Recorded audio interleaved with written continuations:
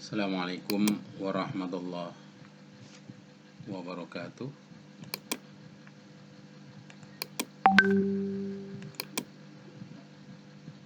Oke, mari kita mulai perkuliahan kita hari ini. Makul FPI, Filsafat Pendidikan Islam, sesi 3, dengan bacaan basmalah bersama-sama. Bismillahirrahmanirrahim. Oke, tema kita hari ini adalah latar belakang munculnya filsafat pendidikan Islam. Akan kita sampaikan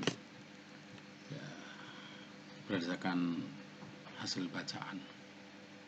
Hal-hal yang kurang nanti bisa didiskusikan, yang keliru diperbaiki. Oke, yang pertama kali bahwa lahirnya filsafat pendidikan Islam itu diawali adanya perkenalan filsafat dengan khasanah ilmu keislaman.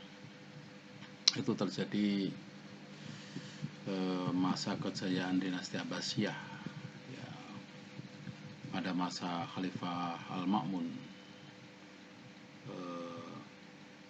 anak dari Harun Al-Rasyid. Sebenarnya beliau punya dua anak, Al-Amin dan Al-Ma'mun, namun yang lebih terkenal dan berhasil mengembangkan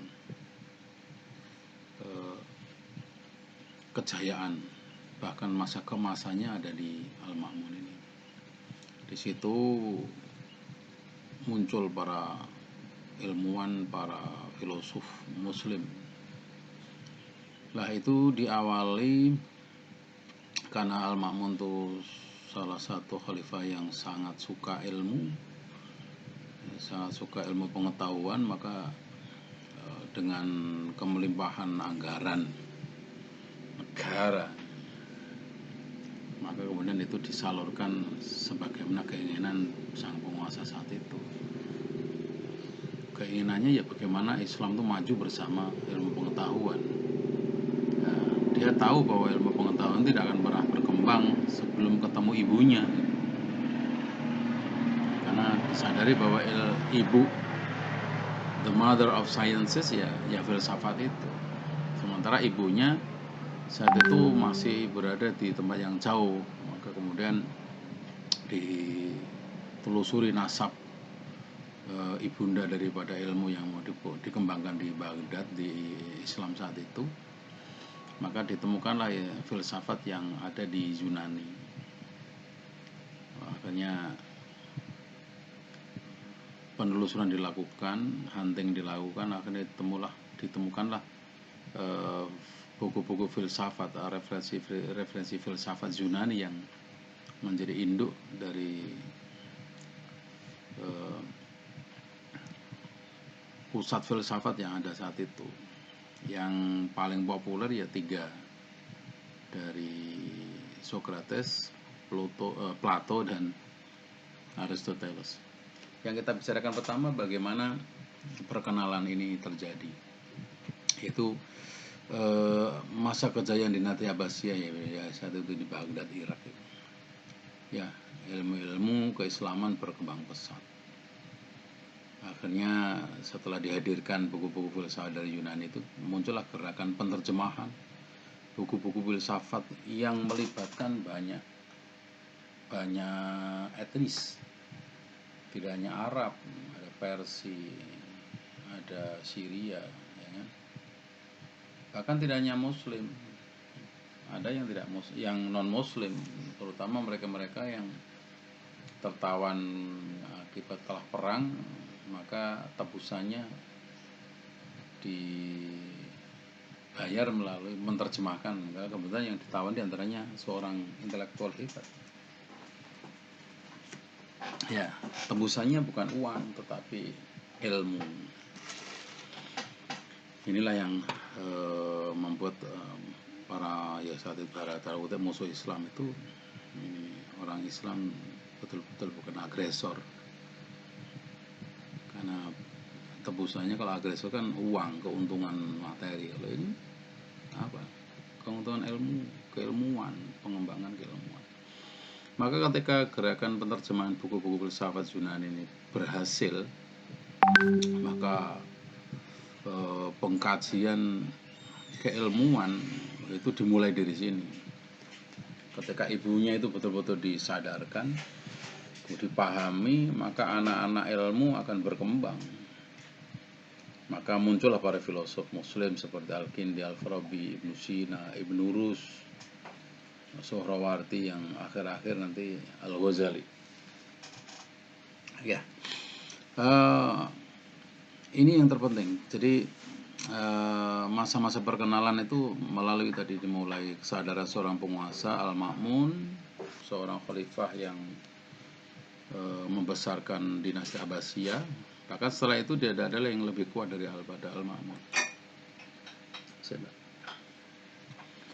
Oke, gerakan penerjemah filsafat Islam, ya kan, ini terus bergerak, ya kan.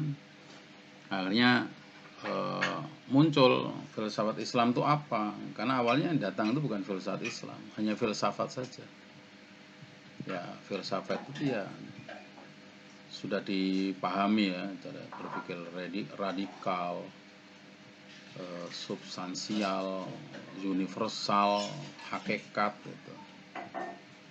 Ya, memikirkan tentang sesuatu secara radikal sampai ke akar-akarnya. Ya. Nah, sekarang apa tuh filsafat Islam? Ini kita bicara filsafat itu apa dulu? Filsafat adalah bidang kajian manusia yang ini kompleks, berpikir radikal, komprehensif, universal, melalui proses analisis, sintesis, spekulatif, dan preskriptif tentang segala hal yang ada. Yang ada itu meliputi ya Tuhan, alam, dan manusia itu sendiri.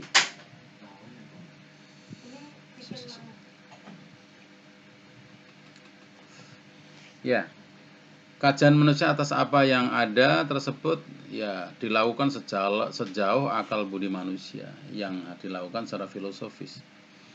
Ya, kajian tersebut memunculkan teori ontologi, epistemologi, dan aksiologi. Ini sudah kita bahas kemarin. Teologi yang ada dalam filsafat yang walaupun perkembangannya ternyata awalnya hanya ontologi dan epistemologi, namun ketika filsafat itu menyentuh hal-hal yang dasar, maka muncul unsur teologi yang ketiga, yaitu aksiologi. Apa tujuan filsafat? Yaitu menemukan hakikat kebenaran, menggapai kebahagiaan dan kesejahteraan dalam hidup dan kehidupan manusia. Kalau begitu, pengertian filsafat Islam itu apa? Ini sudah dirumuskan beberapa, cuman kita ambil beberapa saja. Kalau di sini ada dua. Al-Kindi mengatakan filsafat itu pengetahuan tentang hakikat segala sesuatu sejauh mungkin bagi manusia. Sebab akhir dari pengetahuan teoritis filsuf adalah untuk memperoleh kebenaran dan untuk bertindak sesuai dengan kebenaran. Ini dapat Al-Kindi. Kalau Majid Fakhri, filsafat adalah produk dari proses intelektual yang kompleks karena melibatkan banyak bangsa. Syria, Arab, Persia, Turki, dan lainnya. Dan ini terjadi pada masa ya melakukan penerjemahan buku filsafat Yunani tadi. Ini, kalau gitu ringkasnya filsafat Islam adalah pemikiran para pemikir Muslim, yang berkaitan dengan masalah-masalah filsafat. Itu ringkasnya itu aja. Ya, kata Islam itu tentu berbeda.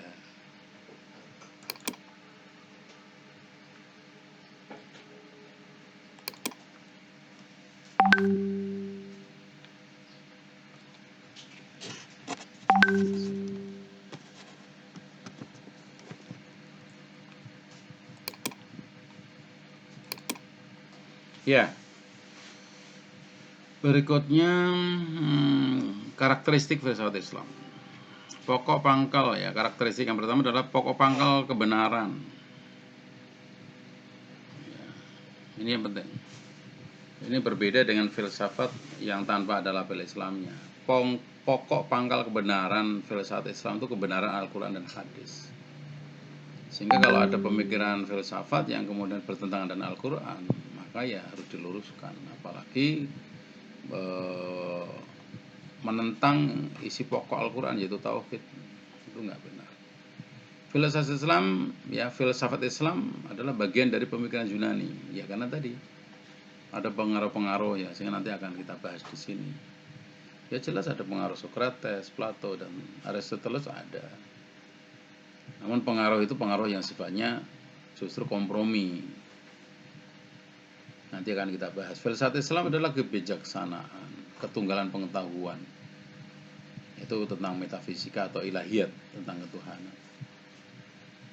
Filsafat Islam mengandung unsur-unsur keagamaan yang berurat dan berakar dari Al-Quran. Sekali lagi, filsafat Islam mengandung unsur-unsur keagamaan yang berurat dan berakar dari Al-Quran. Itu bukan berarti copy-paste dari Al-Quran, bukan. Tetap bagaimana Al-Quran dikaji dengan pendekatan filsafat. Jadi bukan deduktif saja. Berikutnya, objek kajian filsafat Islam ya berdiri dari ini nih, dari pengertian yang tadi yang sudah kita bahas tadi. Sekarang kita objek kajian filsafat Islam itu apa? Ya, yang pertama kita bahas dulu, filsafat Islam itu sebenarnya ya sebuah pemikiran ensiklopedis. Ensiklopedis itu artinya mencakup banyak hal, karena isinya merupakan integrasi dari lebih dari satu aspek. Ada logika, kealaman, dan ketuhanan. Kalau menurut Al-Farabi ada dikenal istilah klasifikasi ilmu pengetahuan. Kalau Ibnu Sina ditambahi klasifikasi ilmu pengetahuan rasional. Ya, kedua-duanya saya kira juga namanya ilmu pengetahuan ya harus rasional. Apalagi berbicara tentang filsafat. Al-Kindi menjelaskan objek kajian filsafat Islam itu terbagi dalam 3 bagian. Mengkaji ilmu fisika yang terkait dengan benda, yang kedua tentang aspek ilmu metafisik tidak terkait dengan benda tapi memiliki wujud tersendiri, yang ketiga ilmu ketuhanan tidak berhubungan dengan benda sama sekali. Ya, ini kajian-kajian filsafat Islam. Yang berikutnya Al-Farabi, dia membagi dalam 2 bagian objek kajian filsafat Islam itu, filsafat teoritis dan filsafat praktis. Filsafat teoritis itu mencakup matematik, fisika, dan ilmu metafisik. Sementara filsafat praktis itu akhlak, etika, dan politik. Ya, karena itu dibutuhkan juga. Bahkan antara akhlak dan politik itu seharusnya ketemu. Ya. Nanti ketika berbicara negara, itu kan butuh warga negara yang memiliki loyalitas yang tinggi terhadap negaranya.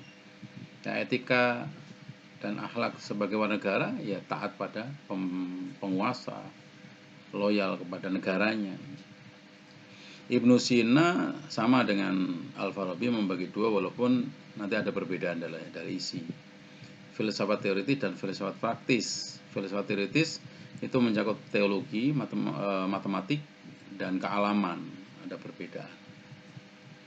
Kalau filsafat praktisnya akhlak, politik, dan pengaturan rumah tangga. Jadi Ibnu Sina sudah berpikir bahwa karena keteraturan rumah tangga, kebahagiaan rumah tangga itu menjadi unsur penting bagi keberhasilan negara. Kalau warga negaranya kacau rumah tangganya, maka negara akan terganggu juga. Ini Ibnu Sina sudah tidak hanya berpikir yang akademis yang sifatnya schooling dan sebagainya, tapi sudah masyarakat dan rumah tangga sudah dipikirkan. Tadi sudah dikatakan di awal bagaimana pengaruh filosofi Yunani, ya, filsafat terhadap FI itu tadi ada 3 filsuf Yunani yang berperan penting dalam ikut mendesain filsafat pendidikan Islam sebagai satu disiplin ilmu. Ya, Socrates, Plato, dan Aristoteles melalui pemikiran filsafat pendidikannya masing-masing. Kan kita lihat satu persatu pemikiran Ini kita ambil yang global-global saja karena keterbatasan waktu, nanti pengembangan bisa dilacak lebih jauh.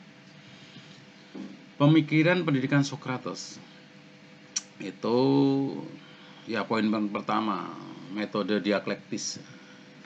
Metode dialektis yang menjadi dasar teknis pendidikan. Karena metode ini sangat penting, dipandangnya oleh Socrates sangat penting, yaitu metode yang jika diterapkan menjadikan seseorang itu mampu berpikir secara cermat, mampu menguji diri sendiri dan memperbaiki pengetahuannya. Ini nggak main-main karena sekarang susah, yang ada itu mengoreksi orang lain tapi tidak bisa mengoreksi diri sendiri, apalagi memperbaikinya. Orang sering menganggapnya dirinya yang paling benar, ini repot. Berarti dia memang tidak pernah mendapat metode dialektis. Guru tidak bisa memaksakan gagasan-gagasan atau pengetahuan kepada seorang siswanya. Maka nanti muridnya menjadi lebih terkenal daripada gurunya, yaitu Plato. Karena di antara salah satu muridnya namanya Plato. Ini sesuai dengan keinginan gurunya. Jangan menirukan, jangan makmum, jangan plagiasi. Harus berpikir kreatif. Dan ini siswa harus mampu berpikir kritis dan kreatif, sehingga nanti dia akan lebih hebat, berkembang lebih pesat daripada gurunya. Ya, ini sejalan dengan prinsip berikutnya. Pendidikan adalah menjadikan manusia mampu berpikir, menertibkan, meningkatkan dan mengubah dirinya menjadi lebih baik tentunya. Sehingga ini sejalan dengan itu, tujuan pendidikannya adalah untuk merangsang penalaran yang cermat dan disiplin mental, sehingga dapat menghasilkan perkembangan intelektual yang terus-menerus, ya, dan sesuai standar moral yang tinggi. Ini berarti Socrates juga sudah berpikir sangat mendalam, bahwa kebutuhan manusia itu tidak hanya pinter, tapi punya sikap, attitude, punya kognisi yang bagus, tapi juga punya perilaku moral yang bagus gitu. Ini sebenarnya kalau dipikir lebih mendalam, Socrates itu sebenarnya sudah berbicara seperti para nabi. Berpikirnya sudah seperti, ya, tidak jauh dengan orang-orang bijak, sudah bersentuhan dengan agama. Murid Socrates itu Plato, dia yang terkenal memunculkan namanya alam ide. Alam idea. Alam idea itu yang sebenar-benarnya ada. Alam nyata hanyalah gambaran dari hakikat alam ide. Sehingga karena gambaran itu berarti tidak tetap, dia bisa berubah-ubah. Wajar karena alam nyata ini hanya gambaran, potret dari alam yang sebenar-benarnya ada, yaitu alam ide. Ya, oke, ini yang perlu dipahami. Nanti konsep-konsep pendidikannya juga terikat dengan itu. Dia nanti juga berbicara konsep negara dalam alam idenya, namanya alam ideal. Alam istilahnya yang kalau negara ideal menurut konsep dia. Oke, kita bicara fokus ke pemikiran pendidikannya. Bagi Plato, pendidikan itu adalah suatu bangsa dengan tugas yang harus dilaksanakan untuk kepentingan negara dan perorangan. Jadi ini dikaitkan dengan alam idealnya tadi, negara idealnya tadi. Jadi semua fokusnya ke sana, sehingga nanti akan disampaikan bahwa pendidikan itu memberikan kesempatan kepadanya untuk penampilan kesanggupan diri pribadinya.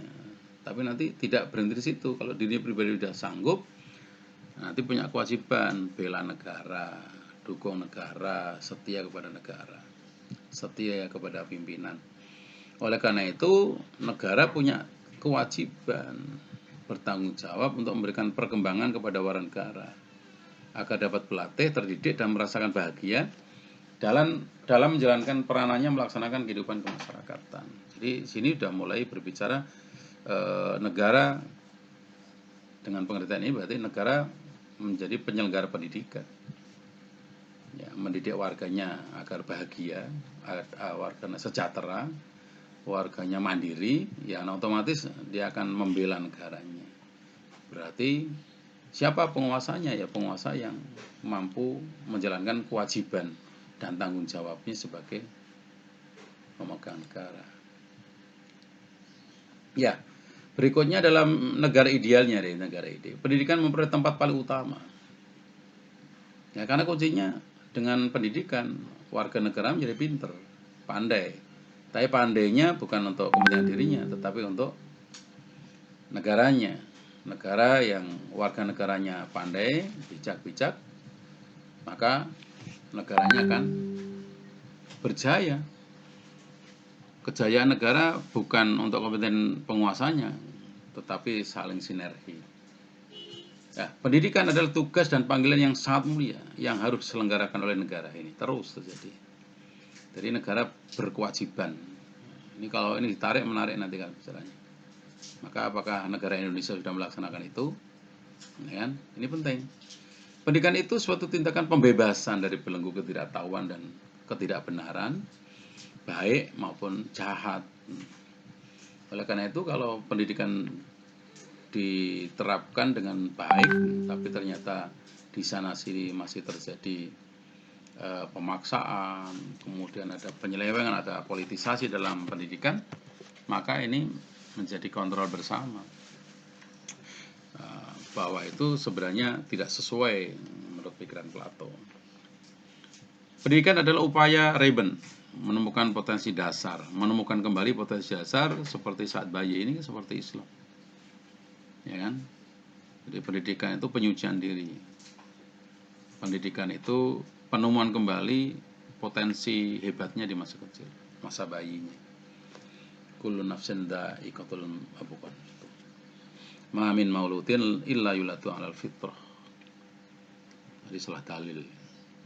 Yang berikutnya, pendidikan adalah untuk warga negara, agar warga negara itu menjadi sadar dan menyadari sebagai warga negara setia dan siap bela negara.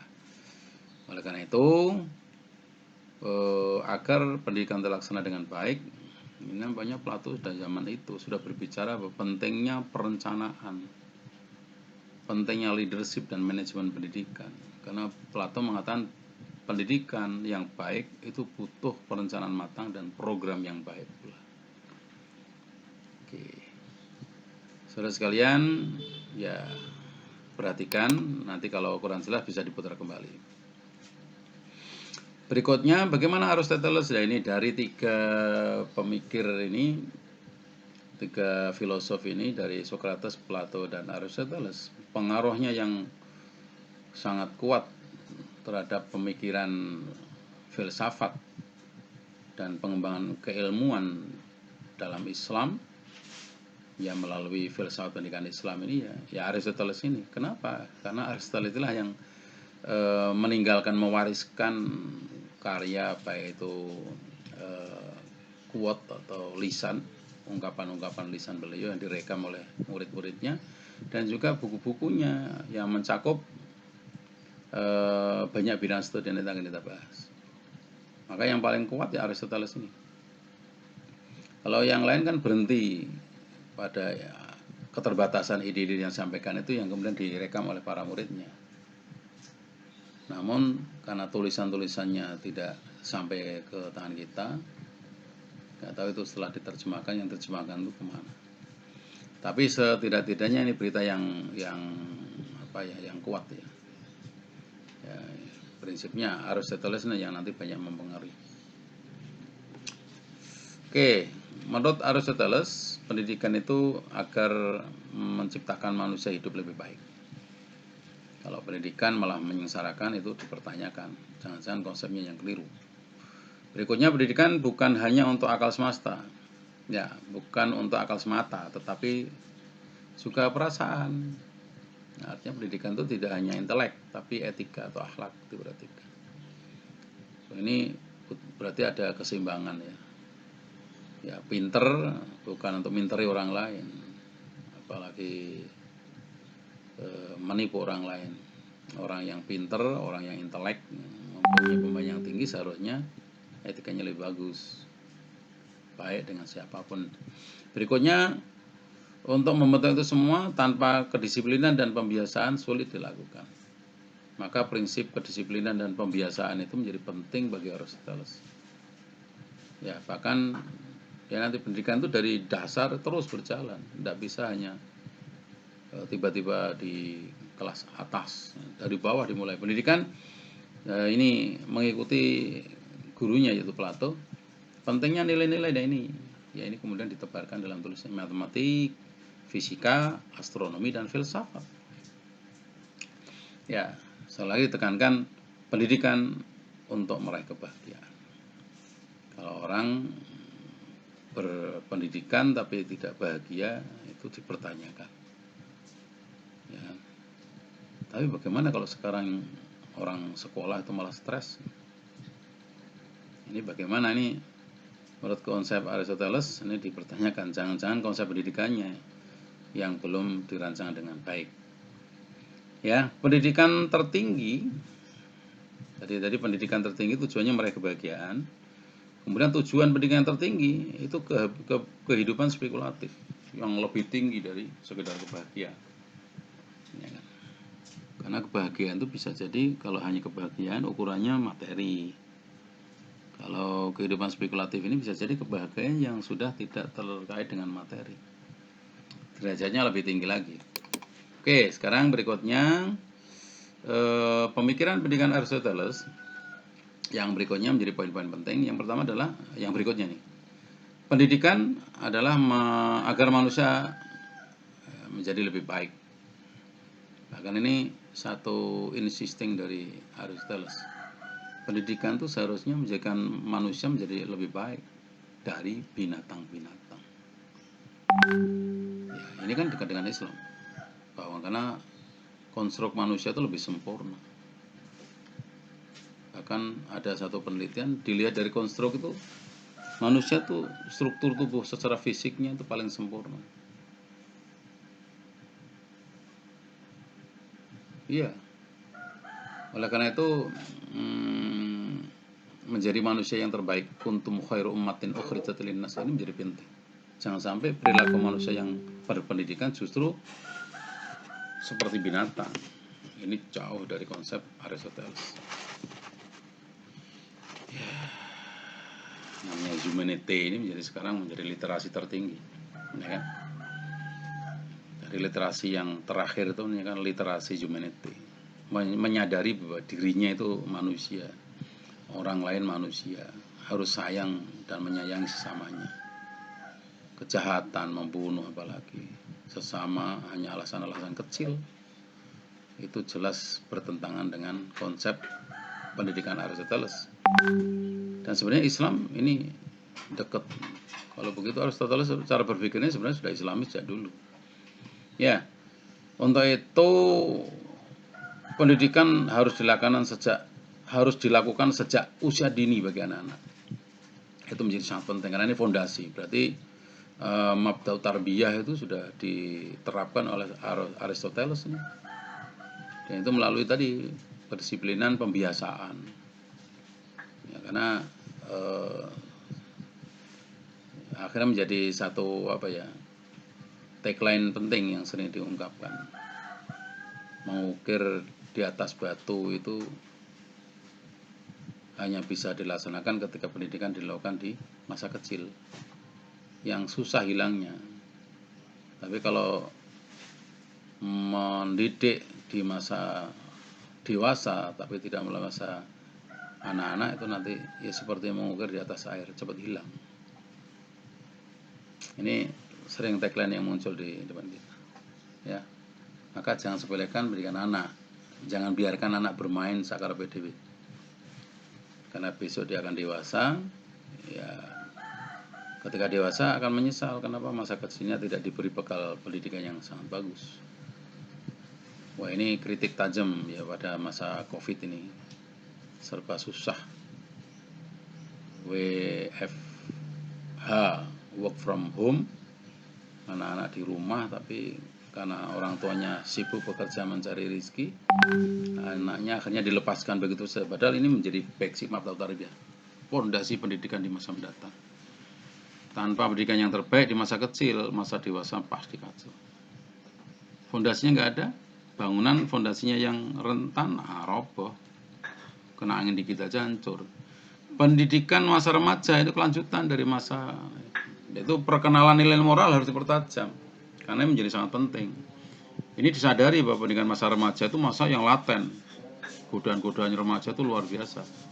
Sehingga kalau nilai moral tidak, bisa terjadi kehamilan di luar nikah, seks bebas dan sebagainya. Wah, ngeri. Ya, minuman keras, mabuk, bahkan berani sama orang tuanya, bahkan terjadi pembunuhan kepada bapak ibunya. Masya Allah, ini pemikiran Aristoteles menjadi sangat penting dan banyak terjadi dan banyak terapkan dalam itu. Berikutnya, pendidikan adalah pendidikan manusia berpikir. Mendidik manusia berpikir, mengamati, menganalisis struktur, organisme dan apa saja yang ada di alam. Kalau orang Minang itu bilang alam tak kambang jadi guru. Ya, guru kita ini ya ada di sekitar. Ada bahasa kalau kita namanya, ada yang kauniyah, ada yang kauliyah, ada yang teks, tapi ada yang ada di sekitar kita. Saudara sekalian,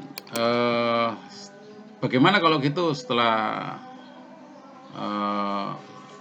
pemikiran filsafat Socrates, Plato dan Aristoteles, bagaimana kalau demikian formulasi objek kajian filsafat pendidikan Islam? Ya ini sebenarnya sama dengan objek kajian, objek material filsafat Barat maupun filsafat Islam, yaitu segala realitas yang ada. Objek kajian FPI yaitu siapa? Tuhan, manusia, dan alam, fisik, empirik yang maupun metafisik. Itu materianya. Objek formanya hakikat manusia dari sudut pandang pendidikan Islam sebagai upaya manusia memahami Tuhan, alam, dan manusia. Mengerti siapa Tuhannya itu menjadi sangat penting. Berarti target semakin baik tauhidnya, semakin kuat iman dan takwanya. Memahami dirinya sehingga dia nyadari bahwa dirinya itu bukan siapa-siapa. Akhirnya perilakunya bagus, tidak sombong dan sebagainya. Alam semesta, mempelajari, memahami bahwa alam sekitar kita itu memberi manfaat bagi kita, maka jangan dirusak. Maka namanya go green, pendidikan go green itu menjadi penting. Itu objek formanya. Objek intinya apa? Ya pertanyaan mendasar tentang pendidikan, tujuan, pengetahuan itu apa, bagaimana meraihnya, hakikat manusia, dan apa itu moral, dan mengapa manusia butuh moral. Saya kira itu aja yang bisa kita sampaikan. Demikian, semoga bisa dipahami, dan ini sudah ada adzan, semoga semakin menyegarkan kita. Semoga bisa dipahami. Sekali lagi, mari kita tutup dengan bacaan alhamdulillah bersama-sama. Alhamdulillah rabbil alamin. Sekian, selamat mencermati, selamat belajar, dan selamat bekerja. Wallahul muwaffiq ila aqwamit thoriq. Walafu minkum. Assalamualaikum warahmatullahi wabarakatuh.